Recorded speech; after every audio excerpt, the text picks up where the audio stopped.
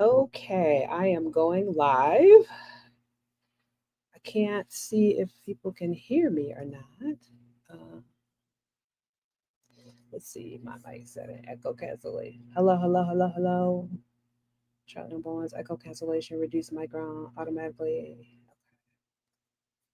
Okay, I hope that people can see me. I can't see anything yet. Okay, all right.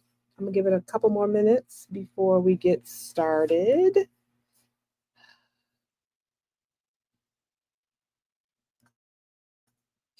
I wish I could see the audio. I can't see it. What's going on with the audio? Okay. Let me call my son. Let me see if he can.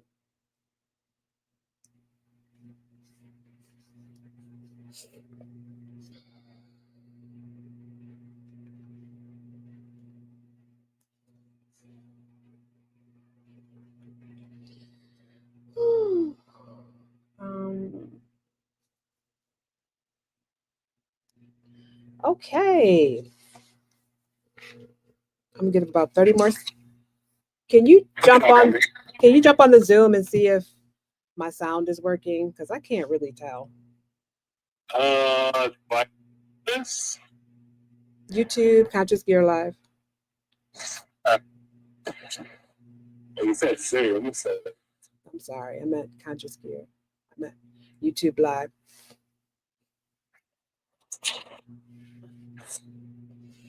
Alrighty.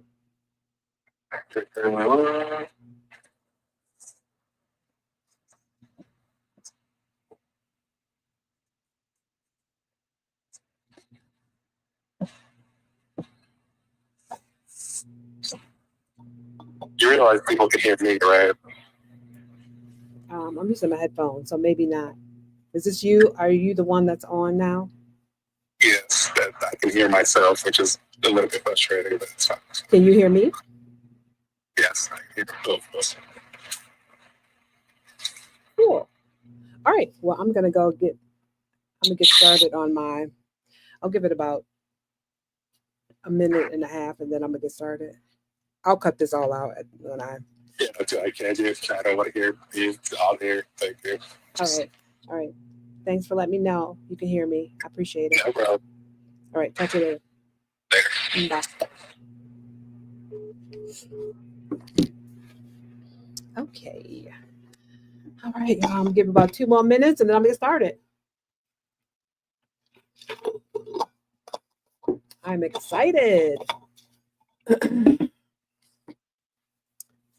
And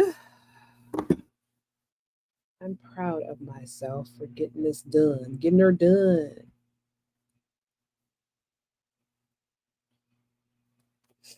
Okay. A couple more. Here, let me go do something real quick and then I'll come back.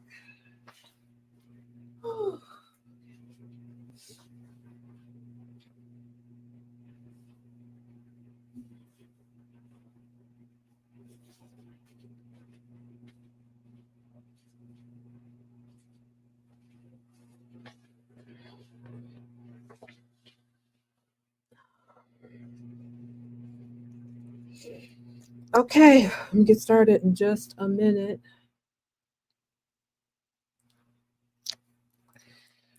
Apologies for the delay. Okay. Alrighty, let's do this.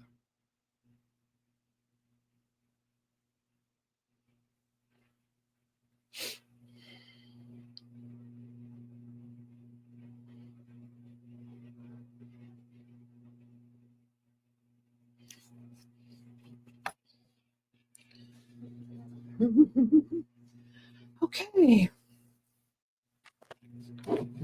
Alrighty. All right, we're going to go ahead and get started because I don't want to have this too much of a long leg. Hello, hello, welcome to Conscious Gear, Designing the Outdoors Mini Mastermind. My name is Charlotte Young Bowens, and I am the founder of Conscious Gear. I'm also the innovator of Vestapack, the world's first hydration vest designed by and for us taller, curvier, more muscular, and bigger bodies. Welcome, welcome, welcome to my mini masterclass where we're going to be focusing in on today about nailing your outdoor niche. And I'm going to be really presenting with you a kind of different way of thinking about it because I think a lot of people do it the traditional way, and I contend that there is a different way that we can do it, and a lot of that has to do with the fact that we live in a different world. And so a lot of the historical previous ways of managing avatar and niching down, I think we need to rethink it. And so this is my offering to that. But before I start, I want to tell you that I am doing this presentation as one of the many opportunities that I get to do for my BMO Fellow. I am a BMO Fellow. Out of hundreds and hundreds of applicants, I am I'm one of the handful of people that was selected to be a BMO Fellow. It's powered by Boston Institute, and I'm going to show you guys a little video so you can learn a little bit more about them.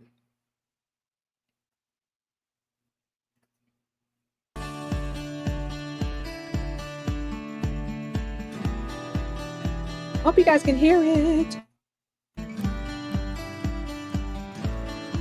All right.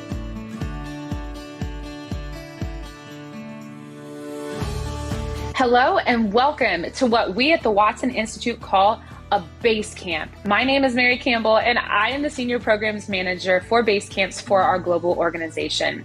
It is an absolute pleasure to have you here with us today, and I'm thrilled to have you join this event. It is hosted today by an even more incredible fellow.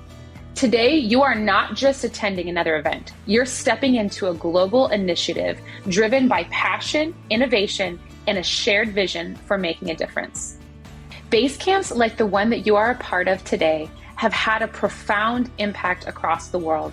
So far, with the help of an incredible fellows, our participants, and our sponsoring partners, over 10,000 individuals in more than 81 countries have been impacted through base camps. Each event is a testament to the power of community, where ideas and dreams are transcending borders. It's incredible to see how these gatherings are sparking change and inspiring action on a global scale. But what truly makes base camps extraordinary are the stories that are shared within them. These are the stories of people coming together to support one another, of communities transforming through shared knowledge and collaboration, and of lives being changed in ways that ripple far beyond the event itself. Every story that you hear today is a testament to the strength and potential within each one of you. Let's take a moment now to celebrate the fellow who has put their heart and soul into organizing this base camp. Their dedication and hard work have made this experience possible, and their commitment to fostering a supportive, engaging environment is truly inspiring. They've turned their vision into a reality, creating a space where we can all now come together and learn and grow.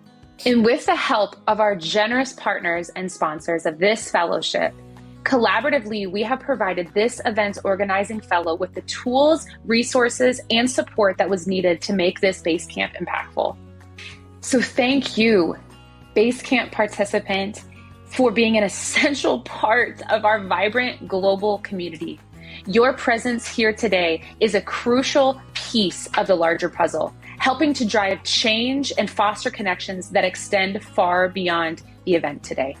Enjoy every moment of this base camp as this fellow has put so much effort into it. And let's continue to inspire and support one another, making a lasting impact together. Here's to the journey ahead and to the incredible possibilities that it holds. See you soon. If you enjoyed this base camp, we invite you to stay connected by joining us at the culminating event of the fellowship program happening in just a few weeks, the Summit. At Summit, explore innovative ventures, connect with like-minded individuals, and be inspired by the impactful initiatives of the fellows. To join, simply scan the QR code on the screen, and we hope to see you there.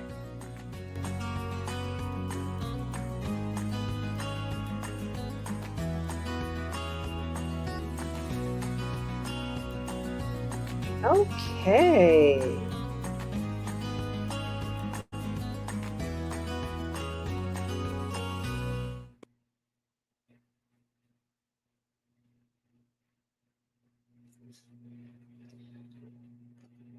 Okay, gang, we're gonna return back to um, our presentation. Thank you so much for joining me today. I really appreciate it. What I'm trying to do at the moment, give me just 1 second, is to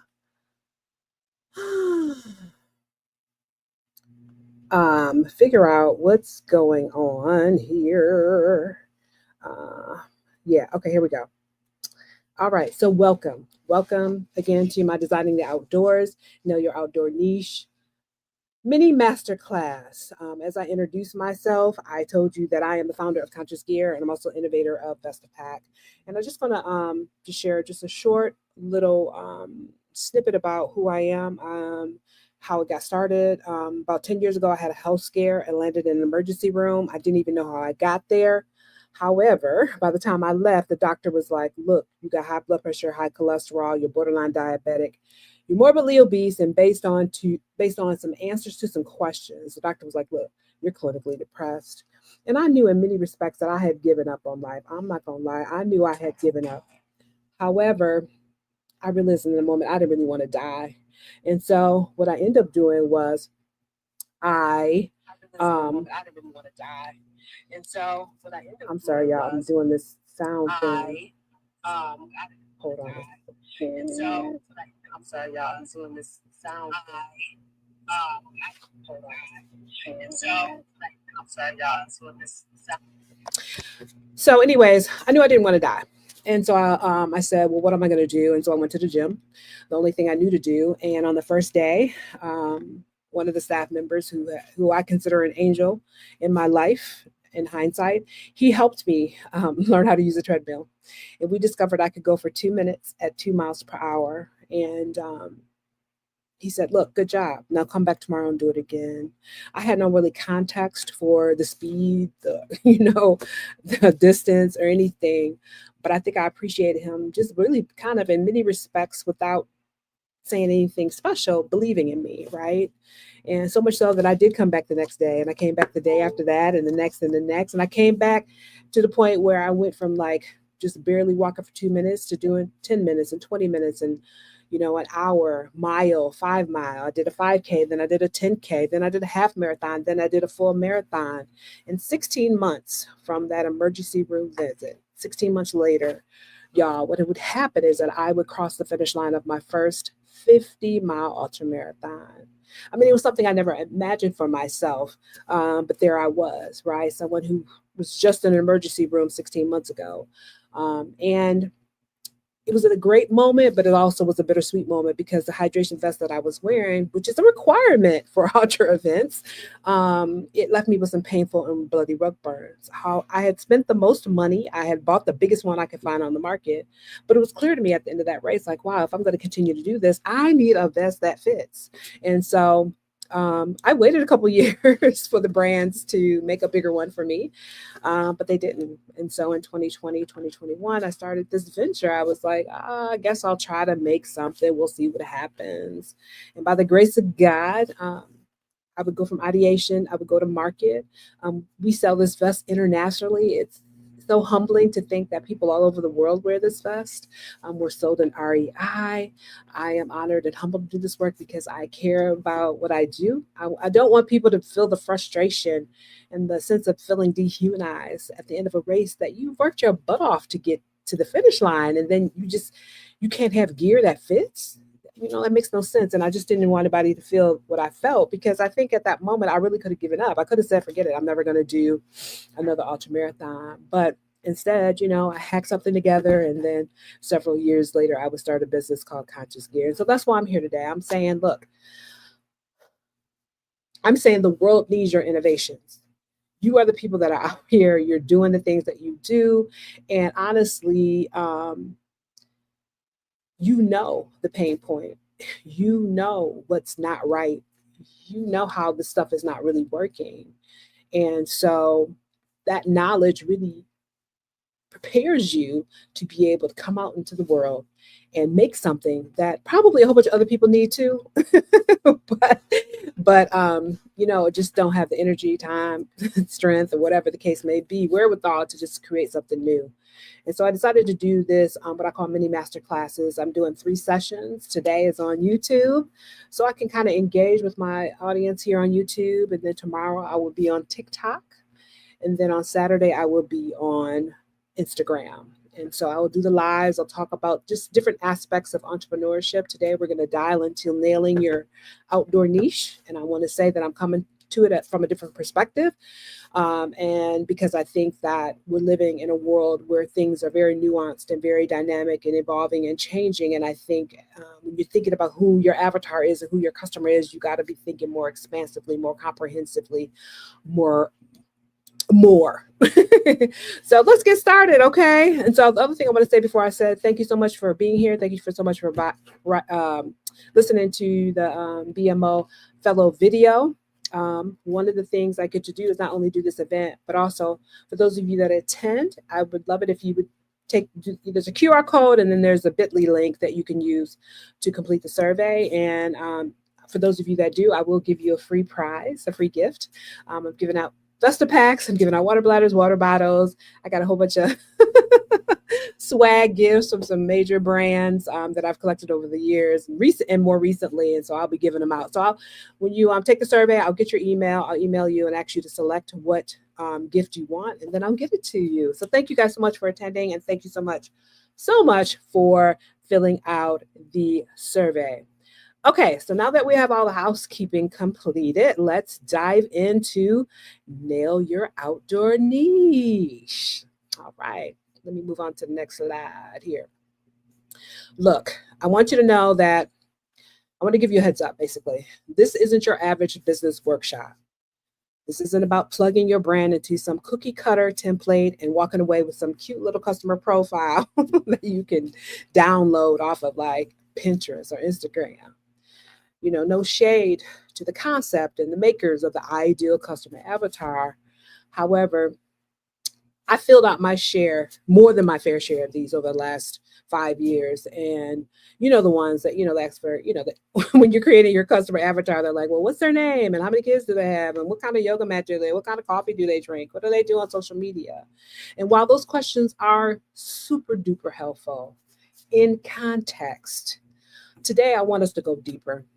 And I want us to go way deeper, because I believe that by going deeper, we're going to really be able to dial in on who it is we're talking to, who it is we're attracting to our brands, right? And I'm going to talk a little bit more about why that's super important.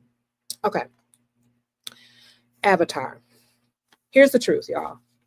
There is no one perfect avatar. And trying to find one, I feel like if you're trying to find just one avatar, it's like creating a trail mix with only one ingredient. You know what I mean? A lot of these entrepreneurial programs, I think, they're using processes and curriculums that are really based on history or historical, what worked for these other brands back in the day. I think that we're living in what I call a post-COVID world. As a result of living in a post-COVID world, we are making history right now. It is very nuanced and different and dynamic. And so all the things that used to work are not necessarily going to work now. I think bits and pieces will, but by and large, we've got to have a whole new outtake on how we look at our niches and how we kind of relate to our avatars as it relates to our brands, because consumers are not the same anymore, right? They just don't want to be sold to. They want to know like somebody really thought and cared about them. They want to think there's a person behind the brand and not just a machine or a capitalist or, or an investor. And that the last thing I'll say about this, and this is just my personal opinion, is that I think a lot of these programs, processes, and curriculums are really inherently biased, and biased in a lot of different ways. Again, it could be historical, could be racial, could be economic, could be whatever. And I just feel like I'm always skeptical about the trainings that I get, to look at them and say, will that really work for me, whether it's me or the community that I'm serving? And then, as I said before, I just think some of this stuff is just historically irrelevant. It just doesn't work now in a post-COVID world that's highly digital. There's just so much stuff coming at us nowadays. And as a brand, you really got to not only understand who it is you're serving, but how you're going to reach them. What are the words you're going to use? Because you can't copy and paste. You can't do the same old, same old. It's just not going to work. All right. So what I want to do is take a moment to ground the room. I want us to take a moment and to breathe in and then to breathe out. And in that clear space, I want you to bring into mind someone that you love to serve through your business or service, right? That's someone who is transformed by what it is you have to offer. Then I want you to take another breath in and then take another breath out. Now I want you to picture another someone. And this someone is completely different. Different background, different lifestyle, maybe different body and age. Think about this someone that they're a different somebody, but you love serving them through your business, right? Because you know that this someone is also transformed by what you have to offer. Now I want you to take a moment to think about, what do these people have in common? What are their commonalities? Where is the crossover between these two really different people? And I contend that this crossover space, this is where your niche begins. Now, as I said before, this workshop is a little bit different than anything else because, look, I'm not here to convince you to narrow your niche or to make your niche so small you can barely breathe. I'm here to help you find a way to build your brand that breathes, right? Your brand that grows with you and with the changing world all around us, okay? Because if you're here, I'm guessing that you're not just in business to sell stuff. I mean, of course, we're here to make money and we're here to sell stuff, but you're here for more than that. You're here because you want to make a difference. I don't know if you're anything like me. I want to make a difference. I didn't want bigger bodies doing ultramarathons only to feel like, oh my God, I can't find anything to fit. And not only just fit, but like hydration vests are a required piece of gear for those races. So if I can't find that gear, well, how dehumanizing that is that I can't find gear for the thing that I love and want to do. You know, I care. Also, I'm guessing also too that you're here because you want to shift the outdoor industry, which has really been largely very narrow focused, and you want to suggest and you want to invite and you want to say that there's more to the outdoor industry than what we have traditionally known. And also you want people, maybe people like yourself, to feel like they finally belong in the outdoors, right? I mean, it's just so interesting how I think a space like the outdoors, how can it be unwelcoming? How is it that we can bring these kind of prejudicial, discriminatory energies into that space when the outdoors is so expansive and so wide? And if that's the case, if that's the reason why you're here, my question for you is, what if your niche wasn't just a market, y'all? What if your niche was a movement? Okay, I'm just saying. All right, let's go on to the next slide. So, okay, I'm going to go over our agenda. I want to set our intentions for today.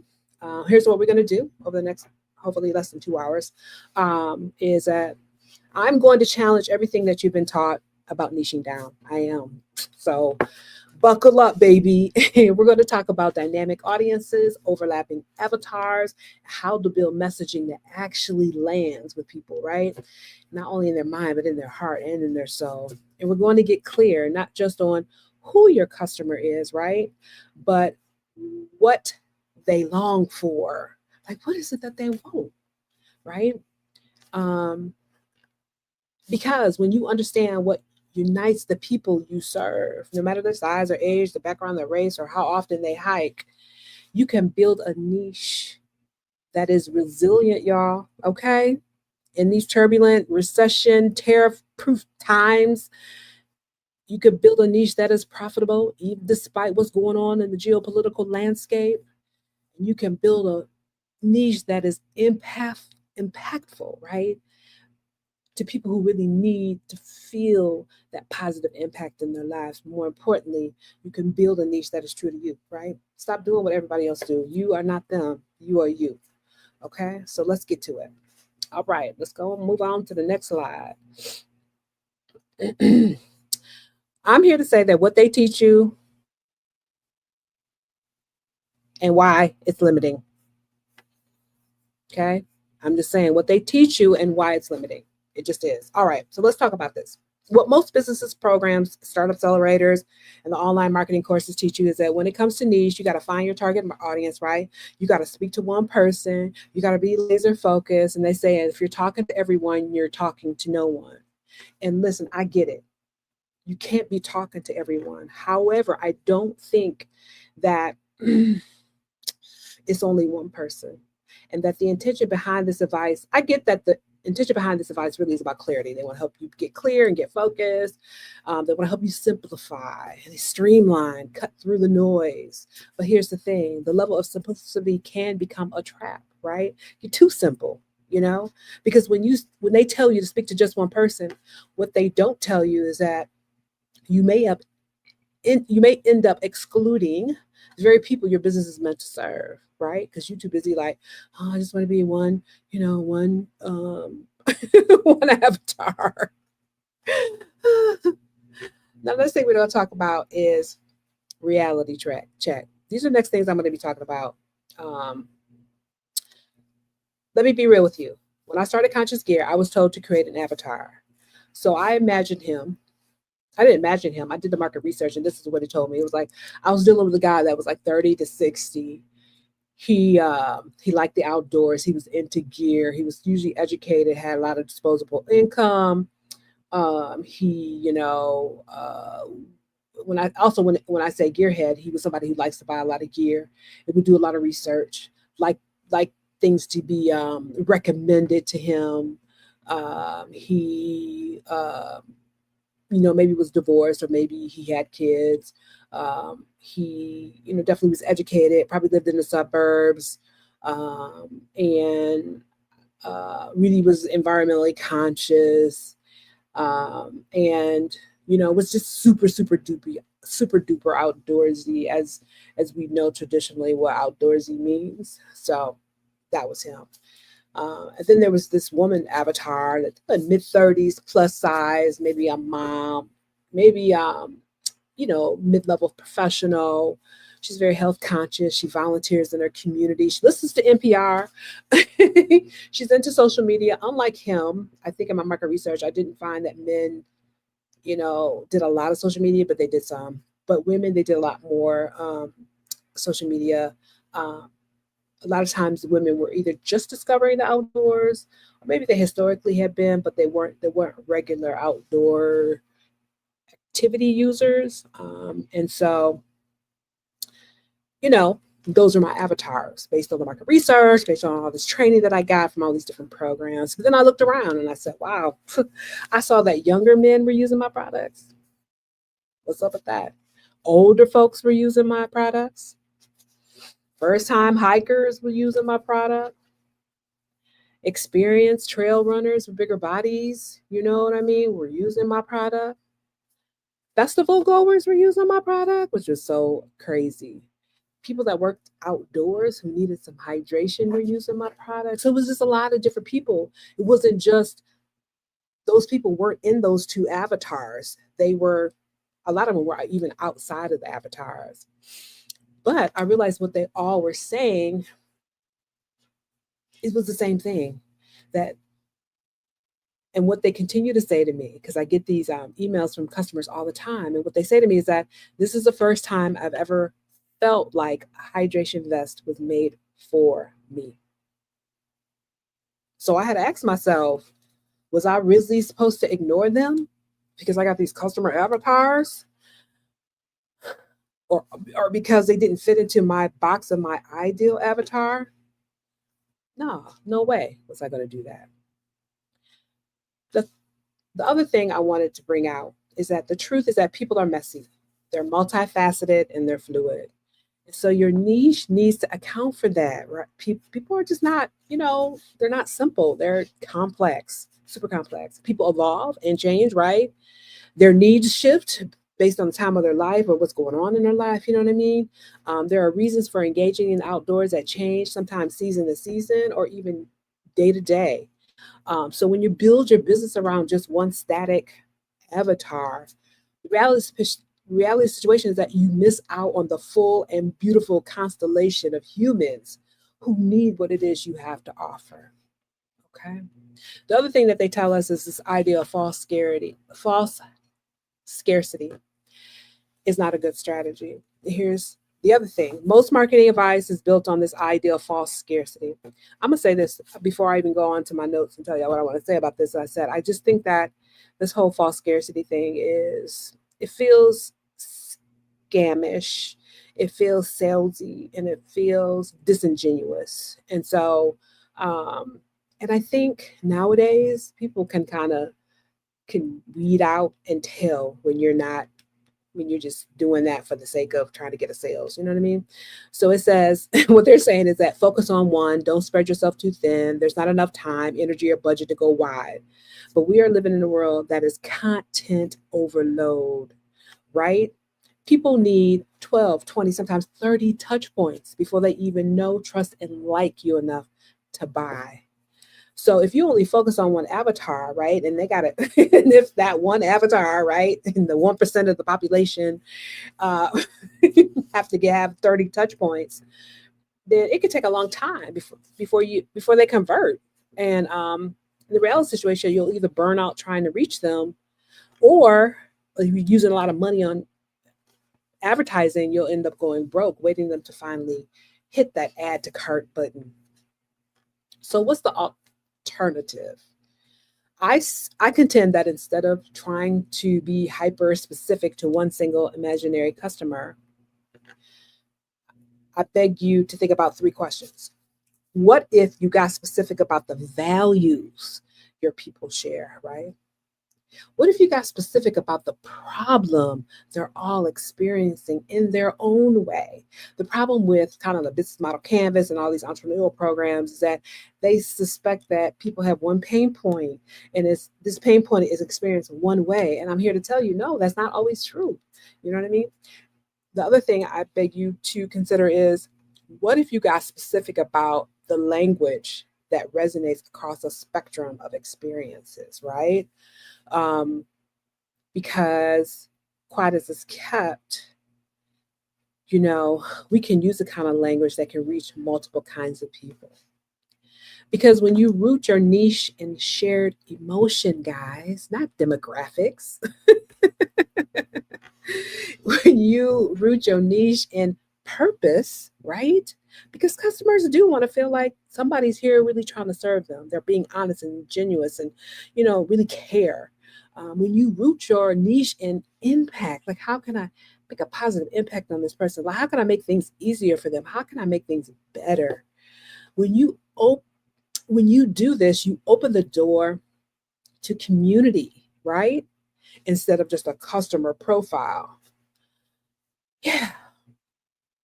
Think about it, guys.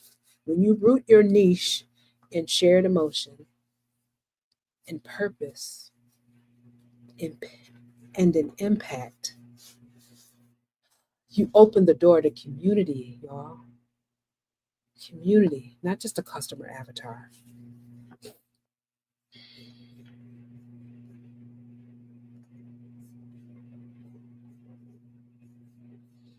So look, your niche isn't a narrow hallway.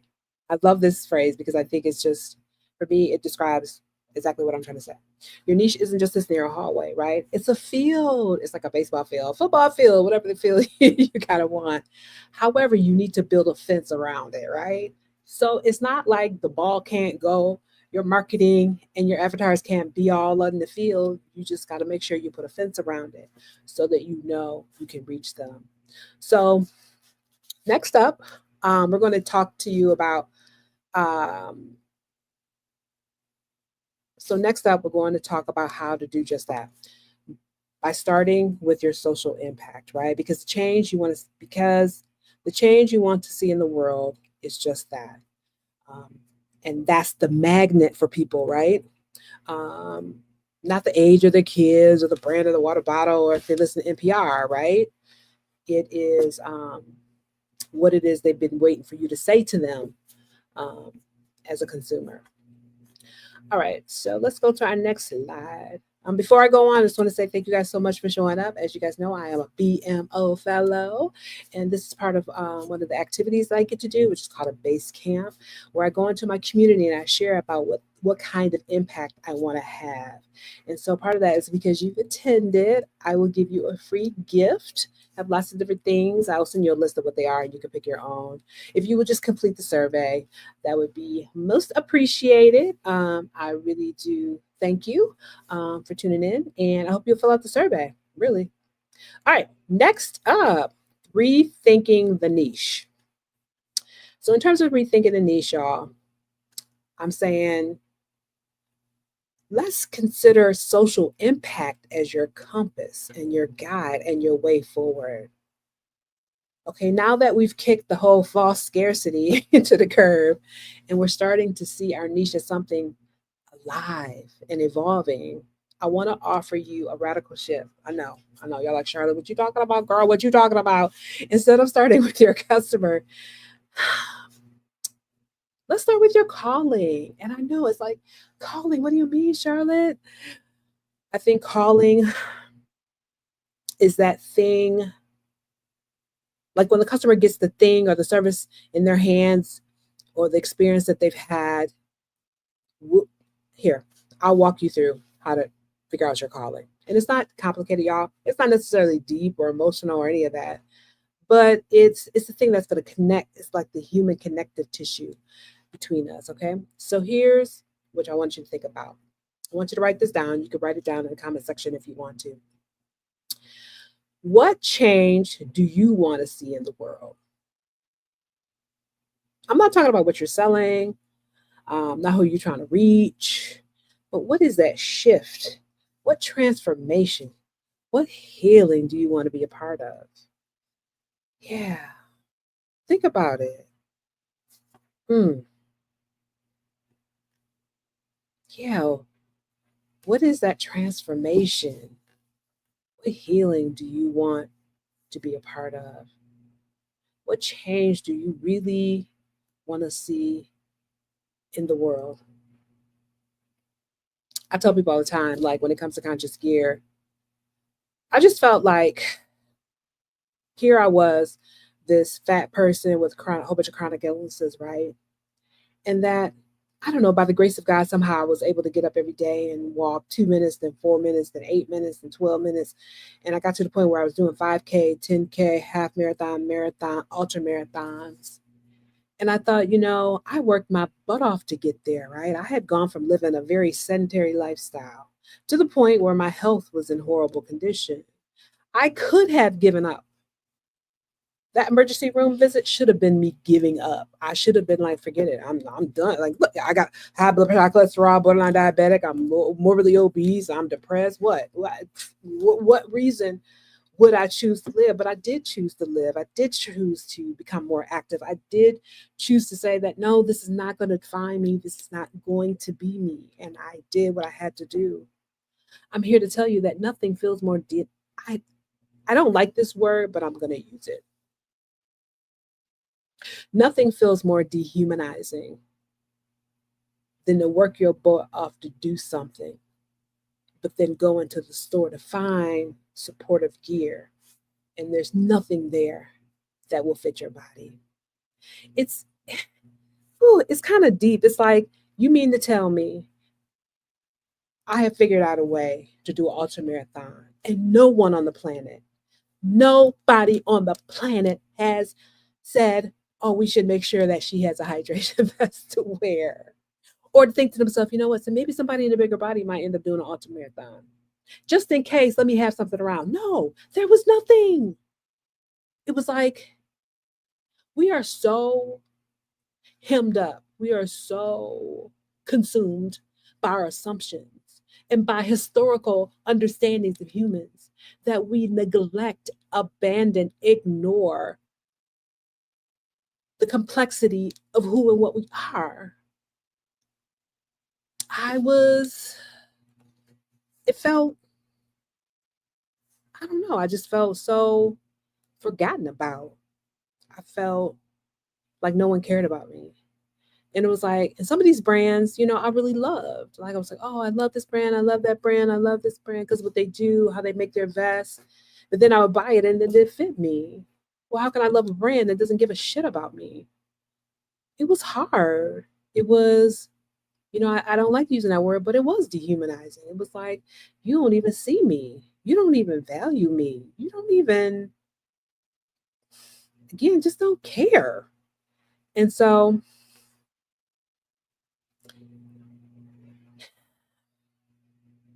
when you're thinking about your niche, guys, what change do you want to see in the world? Chances are, whatever it is you're doing, you're changing the world, and that's for the good. And I'm proud of you. Yay. Yay. Okay. That's your calling. It's not that deep. It's simple.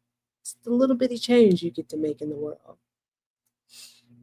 So let's think about it. Maybe you want to redefine who belongs in the outdoors, right? For example, I'm redefining who belongs in ultramarathons. Everybody thinks that you got to be skinny. No, you don't. I'm here to tell you that you do not have to be skinny to be an ultramarathoner. In fact, quiet as it's kept, I think it's a secret that don't nobody want to get out, is that being fat is really an advantage to be an ultramarathoner. And I'll tell you why. It is because we have a lot of extra fat cells. And those fat cells deliver energy to us at times when we're not necessarily eating or we've depleted all the food that we have ingested.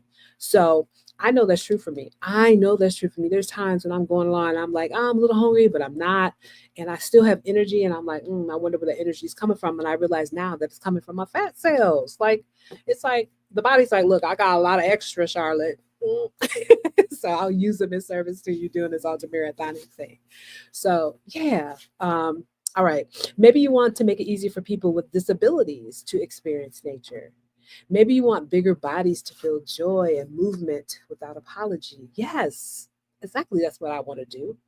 And maybe you want to revive ancestral connections to the land. Oh, maybe that's your calling, fam. Maybe that's your calling. Or maybe you just want people to drink more water and take better care of themselves. Whatever it is, that's your true north. And I say that your true north really is your calling. And it's that vision that you get to share with the world, right? And what I love about it is that it's natural, it's instinctual, it's organic, and it has a gravitational pull to pull your customers towards you. So, lean into it. It will attract your people, the ones who share your same values, even if their lives look completely different on the outside or completely different from you. Let's go to the next slide here. All right. We're going to talk about 3 things. And this is my favorite part of this presentation, so I'm going to get a little excited. Okay. How your why determines your who, okay? Because see, this is why I know they get avatar niche stuff wrong. If you understand your why, then you will understand your who. You don't need to understand your who first. Anyways, when you lead with impact, your audience becomes clearer, not narrower, right? Let me explain. Let's say that your impact goal is, I want people who've been marginalized in ultramarathon spaces to feel powerful when they do trail racing, right? Boom. Woo! That tells me so much more than, well, my avatar is a 35-year-old queer woman of color living in the metro area, right? Because now my message, now my brand voice, now my products, they're rooted in liberation, not just demographics, right? Now your message, your brand voice, your products, right? They're rooted in liberation and not in demographics. Your who becomes a community united by a shared emotional truth. And emotional truth is where the connection happens, right? And not just similar resumes, but this community comes together, are attracted to one another because of their shared emotional truths. Think about that for a minute, y'all. Woo, that's some deep stuff. I'm not gonna lie, that's deep. I love it. Okay, so the next thing I'm gonna talk about is reverse engineering your niche. I love this part because I worked in engineering for almost over 15 years. And so I've learned to appreciate what engineering can do and how to think in an engineer's mind. And I love the idea of reverse engineering. You know what I mean? Seeing the outcome and then coming backwards from that. So what I want you to do is grab yourself a piece of paper, and or you can put your comments in the put your writings in the comment box, and I'll read those. And let's just start with, at the top of it, I want you to write, the change I want to help create in the world is, and go ahead, take a moment, write it out. Think about what is the change I want to help create in the world as it pertains to my business ideal, my product ideal, my service ideal, or just in general. I mean, I think sometimes if you go general, it'll help you get specific, right? So don't be afraid to just be like, And also too, like, sometimes when you go general, it'll help you get concrete about the specifics. So I think in the beginning, I was like, I remember asking myself, well, what is changing in the world? I said, I want bigger bodies to feel valued and seen. Like nothing hurt my feelings more than to think that I spent $1,000 on hydration vests and none of those suckers fit me. No one had taken out the time and energy to make it a little bit bigger so I could fit it. So disappointing. Now, under that information that you've written down, that you consider, I want you to answer these questions. Let me see if I wrote these questions down on a slide or if I'm just going to have to read them to you. Yes, I did write it down. The first one, who needs that change the most? And I want you to think beyond surface categories. Think emotionally, think spiritually, think physically. What's going on in their world? What is the dynamics that they need it now? It could be, a lot of things that are coming out right now are post-COVID. Like as a result of COVID, a lot of things have changed in our world. And so people are creating things because people are different now post-COVID. I'm just saying. How do you feel right now before your product and service? Yeah, how do you feel? And what would it look like for the person? And when I say how do they feel right now, I meant how do they feel right now? That's you. But you can consider how do you feel right now? How do they feel right now before your product and service? So let's say, take me, for example, at the finish line of my first 50-mile ultramarathon. I felt abused because the one I was wearing left me with some plain full and bloody rug burns. I felt ignored. I felt like I didn't matter. And that could be so debilitating, right? If I really took that in, like, shit, don't nobody give a fuck about me. I'm doing this and don't nobody care to make gear for me. I could have quit. I could have stopped. I could have said no. And how many people do? You know what I mean? So you got to think about, how do people feel right now before your product or service is even on the market or is on the market, right? And what would it look like for them to experience that change because of you? I'm going to tell you something right now. I get email after text after DM, pretty much almost every day, from people saying, thank you for making this hydration vest. I mean, it's so humbling. It's so,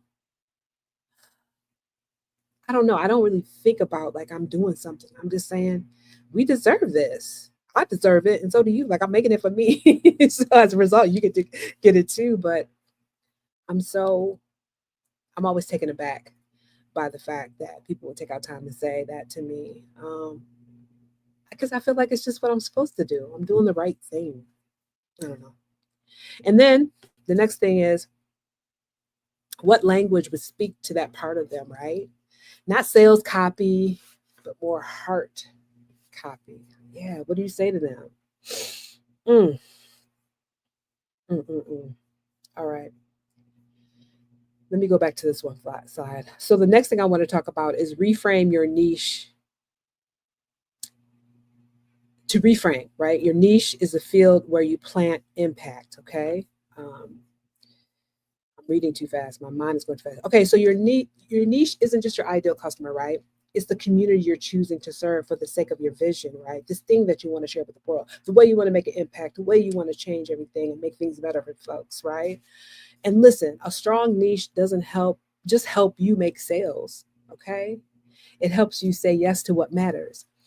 This is important because I had to realize I could put a lot of trinkets on my hydration vest, but then I thought about I didn't want it to be I didn't want to have nothing on the hydration vest, but I knew that it didn't need all the advanced stuff on there. So I met in the middle where I made sure it was good quality, multi-purpose, make sure it had all the adjustments, felt good, was light, had all the things that it needed.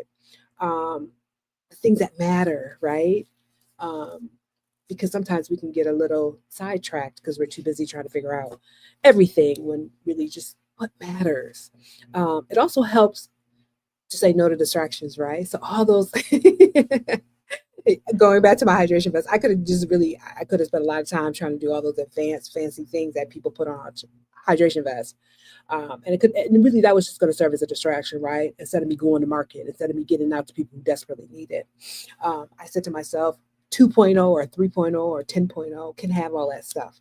But right now, let's get something good quality that has the bulk of everything that people are going to need, right? And then also it helps you to stand tall when folks don't get it. So let me go back.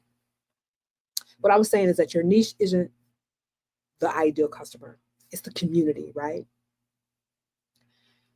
When you're serving a community and not just the individual customer avatar, that's what this is what this statement means. It means that it helps you stand tall when people don't get it.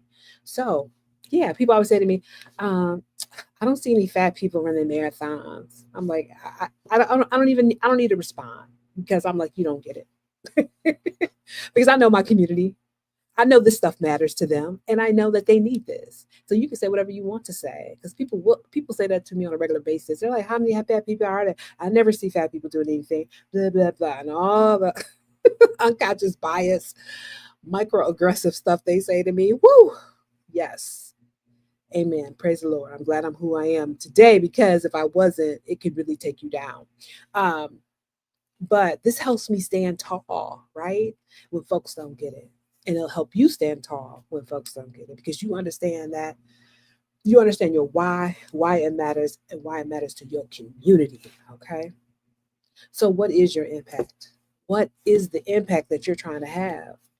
Yes, you need a niche and avatar, but baby, because once you name that, we can start shaping your marketing, your products, and your messaging around that heartbeat. Okay. Let's go on to the next slide. Okay, let's see. I did that one. Okay. Yeah. So what I was saying here, this next slide, it says, so what's your impact? Because once you name that, we can start shaping your marketing, your products, your messaging around the heartbeat. Yeah, that's what's important. Okay. Woo. Okay, here we go to this next part that I totally love too. The myth of the one avatar, y'all. Ain't no such thing as no one avatar. It makes me angry. But how to identify multiple avatars and decode their shared values. Okay. Now let's talk about the myth that refuses to die. The myth of the one avatar. Ugh, so annoying. You've heard it. You speak to one person, get ultra specific, give them a name, a coffee order, a podcast order. And sure, if that helps you to visualize who you're talking to, that's fine. But here's what they don't tell you. Most businesses don't have just one type of customer, and they're not supposed to. Okay, so I think This is interesting. I want to talk about this because I think people always say, well, you go after one because you don't want to go after everybody.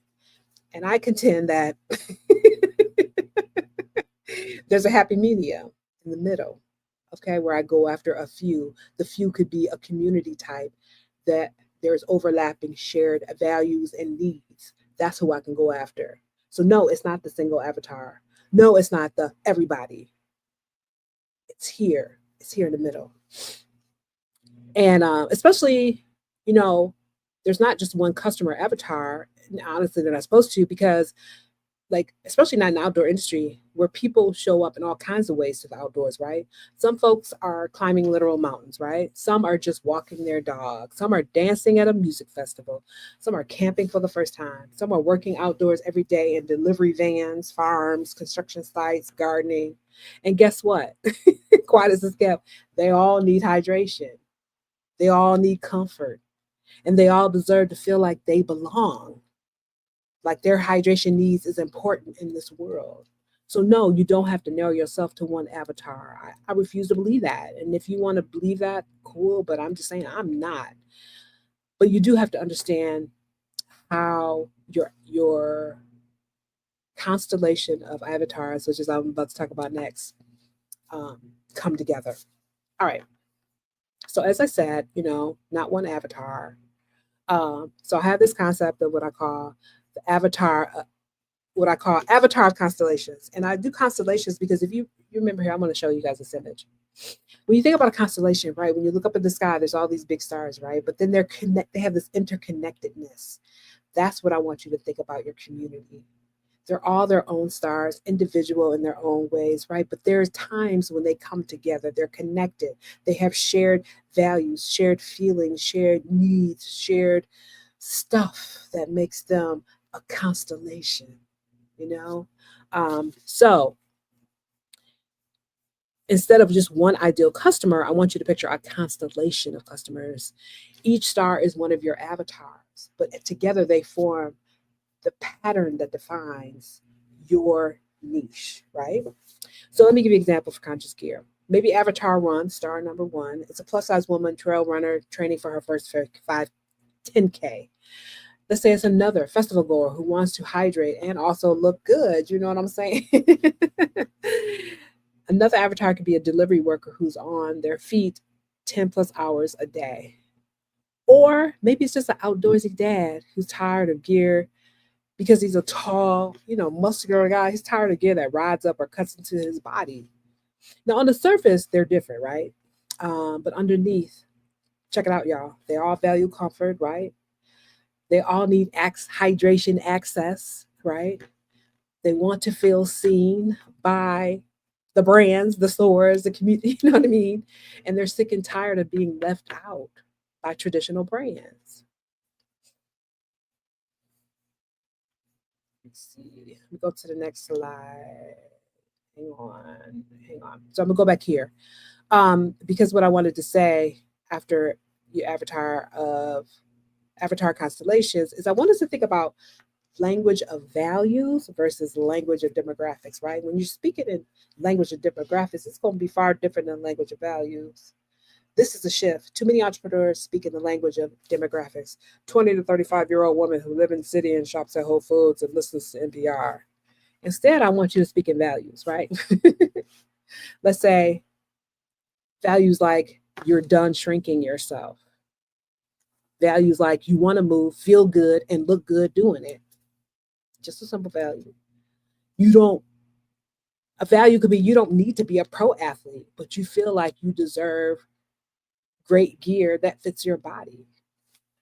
Because language is rooted in values and it speaks to more people more deeply, Too many times the world is focused on unnecessary stuff, but your brand language can say, no, I see you. You good. I'm going to meet you right where you are. Demographics, they describe, but values, they connect.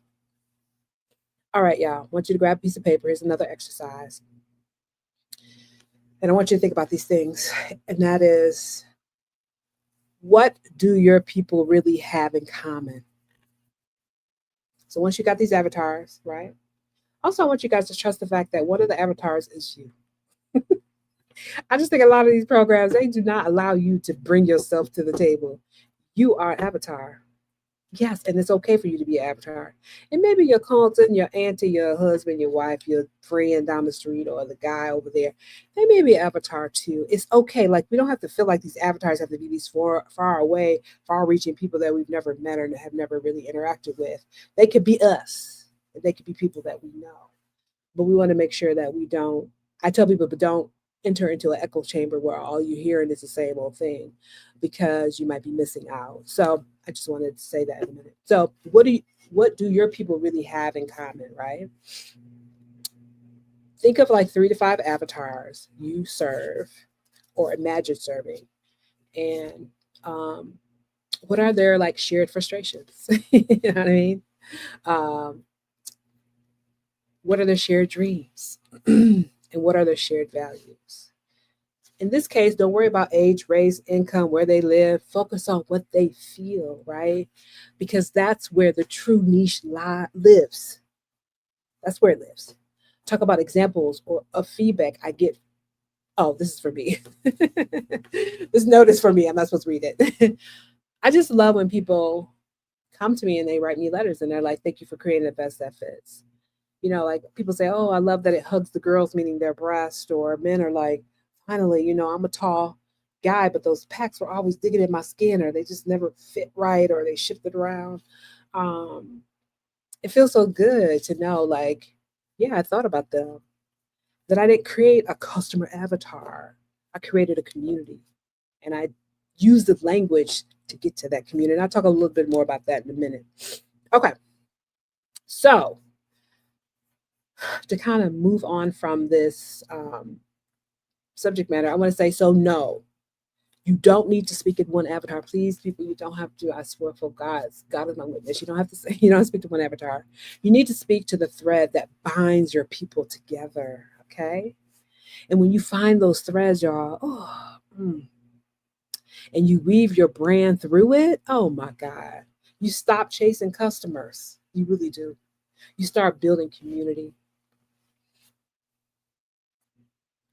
And community is what keeps a person in business. Communities care. Communities share with everybody. Communities have your back. Communities know your pain. You know what I mean? And yeah, that's what's up. Okay. All right, let's see. My next slide is, once again, don't forget that I'm a BMO fellow, and part of my BMO fellow is like the opportunity to do this base camp. It's 3 days. I'm doing 3 days of mini mastermind classes, and thank you for attending. And if you would be so kind, when you get a moment, use a QR code or the bit.ly link to complete a survey, and I will be giving away free gifts to everybody that do the surveys, because I appreciate you taking our time to do that for me. Thank you, thank you, thank you. I'll say this, if you see this online later, I'm doing this on June 19th. So if you do it by July 1st, I will definitely give you a free gift. After that, I can't guarantee, but if I do have some extra prizes left over, I would certainly give it to you. But it'd be best if you're watching this before July 1st, 2025, I would most definitely give you a free gift. So thank you guys so much for supporting me and being here and sharing this moment with me. I really appreciate it. Okay. The outdoor industry is not a monolith. This is a no-brainer, but I guess I got to say it. Understanding the nuance of frequency, function, access, identity, and season is important. And y'all, let's talk about something that the industry loves to pretend is true. It isn't true. The outdoor industry is not a monolith. They think it is a monolith, but it's not.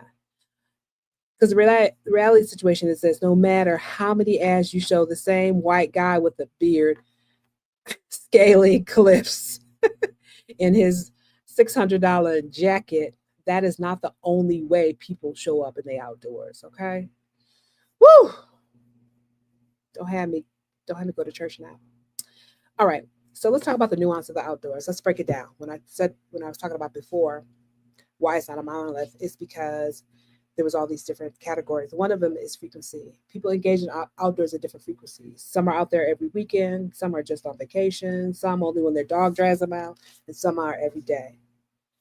Some people are engaged in the outdoors based on function. It could be joy, y'all. Solitude, survival, work, fitness, healing, or community. Think about that, y'all. Could be for joy. So I'm just going to repeat this again. Joy, solitude, survival, work, fitness, healing, community. Yes, that could be the function of why they're in the outdoors. And you can speak to that audience, but you got to use the right kind of language. Oftentimes, these folks also have different access points, right? Some live near trails, some don't. Some rely on city parks because they can't get anywhere else. Some have never even owned a pair of hiking boots, but they go hiking. See, there's different access points, and we have to remember that and be able to talk to those folks because they want to be talked to too. They may not know it, but they do want to be talked to. Their identities, like race, gender, size, ability, income, affect how safe a lot of times and how welcome they feel. So identities is a part of this piece. I'm not talking about demographics. I'm talking about identities, like communities that they feel a part of. And then there's the seasons. Look, literal and metaphorical. Like, look, someone might run in the summer and hibernate in the winter, right? Someone might be outdoorsy now, but then they weren't 5 years ago. So also your brand, your service can be seasonal. Like my hydration vest is pretty much a spring, summer, fall, and then Christmas time, beginning of the year, man, when the snow's on the ground, ain't nobody thinking about no hydration vest. So seasonal can play a really important role and also speak to that. Or think about speaking to it in such a way that maybe you can, attract your customers during times when they normally don't buy. Okay. All right, let's go to the next slide. Oh, yeah. So now I want to do a little case study. Here's a case study for you. Don't laugh at me. This is my entree into doing presentations. Imagine you have a dog walker, a festival goer, and an ultra runner. They all go into REI. Now, this sounds like a setup of a joke, but it's not. It's real. They're all shopping for outdoor gear. But if your brand doesn't speak to their specific relationship to the outdoors, chances are you're going to lose them. Why? Because the ultra runner is looking for endurance and performance, right? But the dog walker is looking for some comfort and ease. And then the festival goer wants hydration without messing up their fit. You know what I mean? They want to look good. The bottom line is that they're in the same store, they're in the same aisles, but very different needs. And what does that mean for you, right? What does that mean for you? It means that you need to be thinking about things in the product development phase, right? Can your product adapt to different outdoor identities or can it not? Do you understand how different bodies and uses and environments shape how your gear is worn? Because the bottom line is that I think this is what happened with hydration vests and packs. It's like it's always for trail runners, hikers, and people in the outdoorsy. I am finding that there are more people who are not outdoorsy at all who need my hydration vest. But I feel like the hydration makers of the world have forgotten that just regular everyday people might need this thing. And so I'm speaking to them because I'm like, why not? You know what I mean? Messaging. Are you speaking to a lifestyle or to a moment? And also understand that lifestyles can change based on lots of different factors. You know what I mean?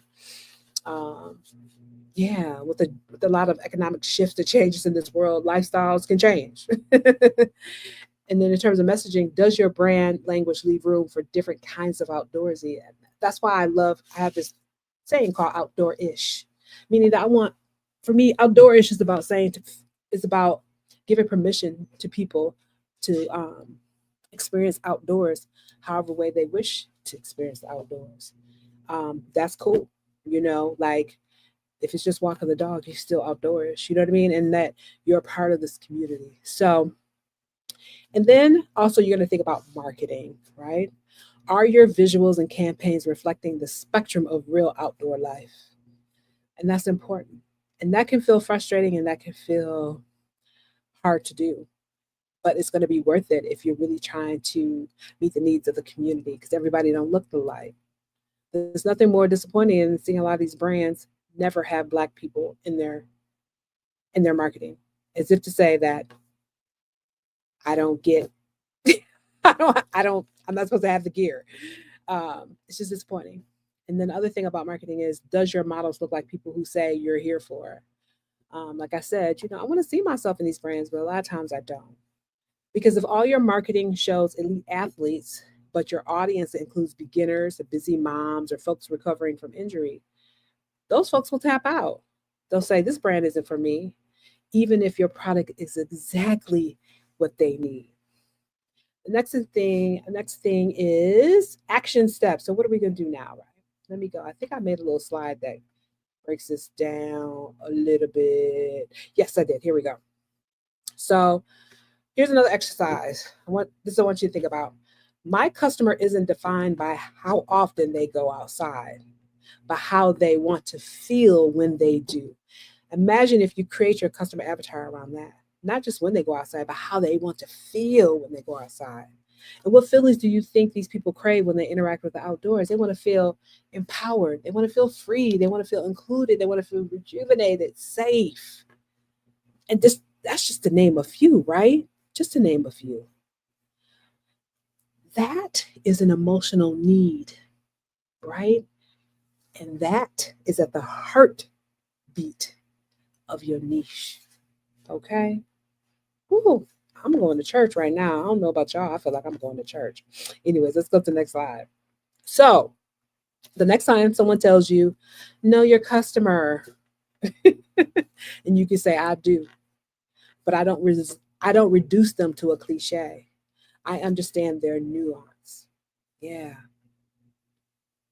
I don't reduce them to a cliche, y'all.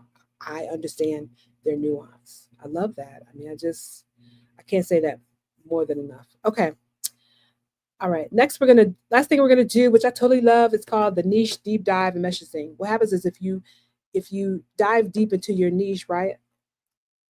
You got to do a deep dive on your niche because remember, it's not just a single avatar now; it's a community, right? So therefore, we gotta dig in there and understand who our community is, and then when we understand that, it will automatically and easily allow us to create messaging. All right.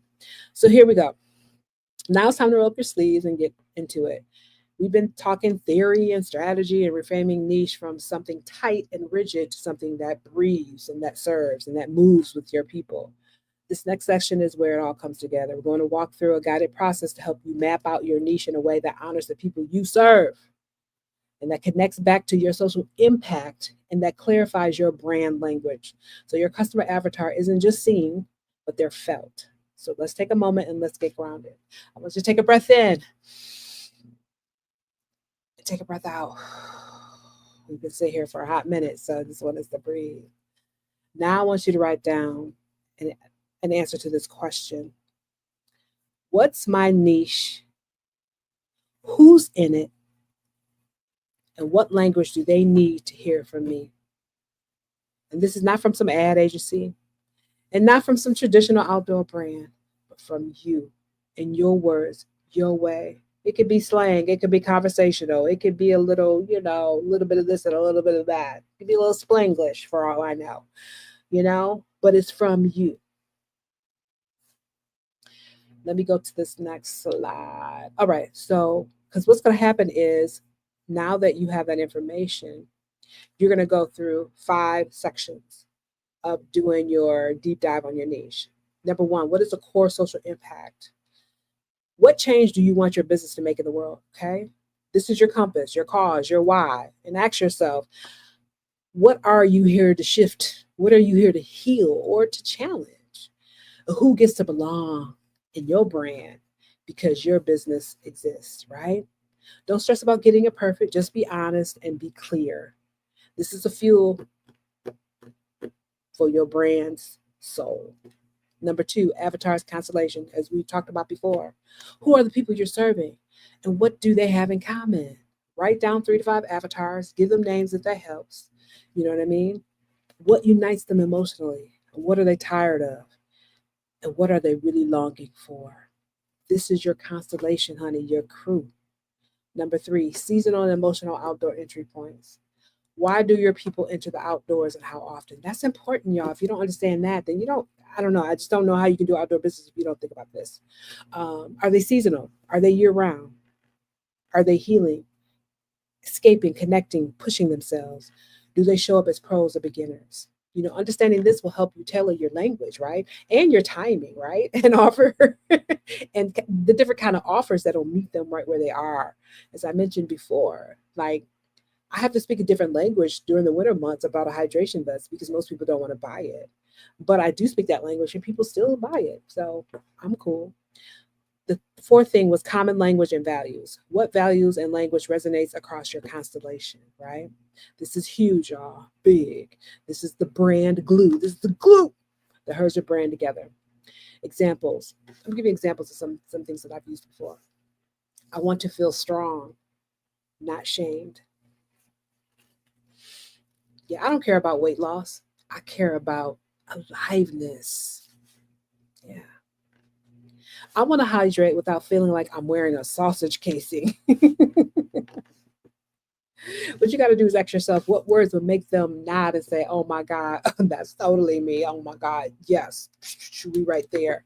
What words would make them feel safe enough to stay hooked on your brand? And then the last part is called sample messaging that hits. I want you to write 2 to 3 short brand messages that speak to the full audience constellation, right? When you're writing those, right, think about it. See, I don't want you guys to go to copyright classes because I think those copywriting classes are going to just hem you up.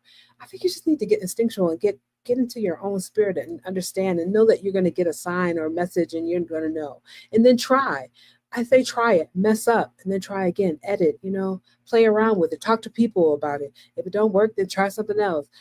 Because these messages should evoke emotion, okay? Where you connect to people, talk about storytelling. People say, oh, stories connect people. No, it is the emotion felt from those stories that connects people, right? Reflect your values. When you say you care about somebody, when I say I care about folks, people are like, okay, then I'm buying this hydration vest.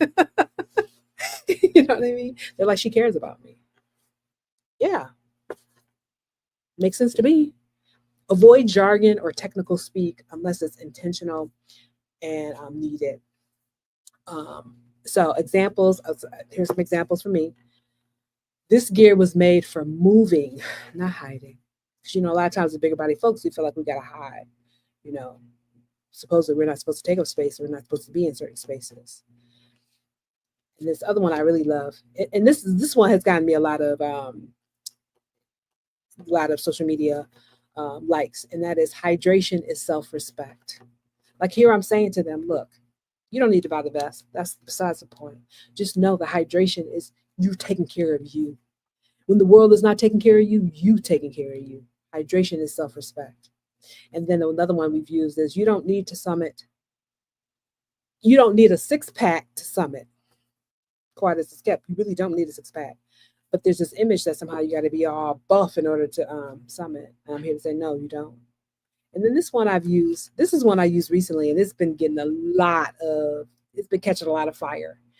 And the phrase is, why not you? I know these other brands don't care about you, but I care about you. Why not you? Why wouldn't I spend my time and energy on making a vest for you? Why not?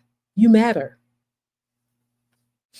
Aim for messaging that feels like truth. Dig deep, y'all.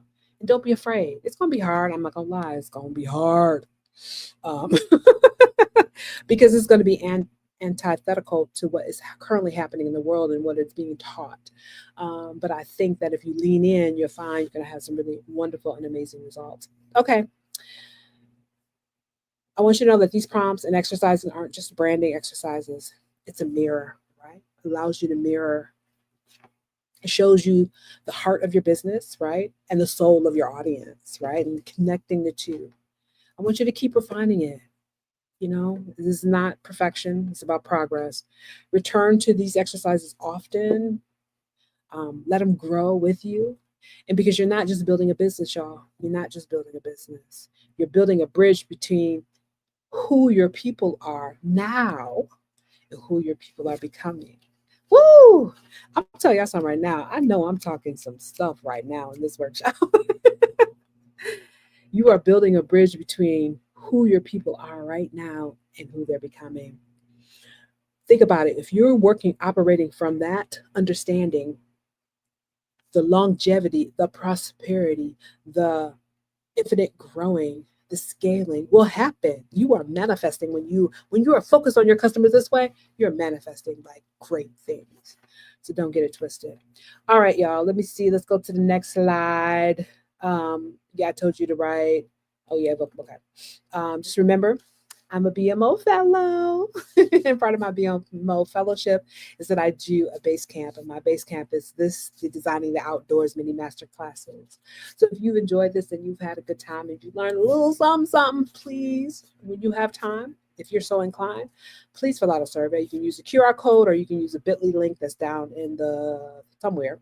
And everybody that fills out a survey will get a free gift if you do this by July 1st. 2025. So, because then I can't guarantee whether or not I'm still have gifts left over, but I feel like I should have enough. I got a fair amount, so I should have enough to give away for the next 10 days or so. So I hope that you'll fill out the survey. I really appreciate that. Okay, the next thing I want to talk about is, what's coming up next? Okay, so now that I've done nailing your outdoor niche, I'm doing 2 other workshops, right?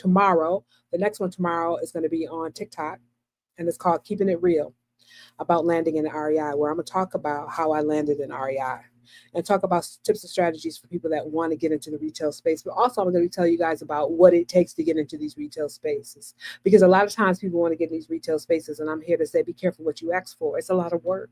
It's a lot of energy. There's a lot of things involved in that. It's not just you getting in on a store shelf. It's a lot. So I'm going to share all that with y'all. I'm gonna keep it real, okay? So I'm gonna keep it stone cold real, so you'll understand.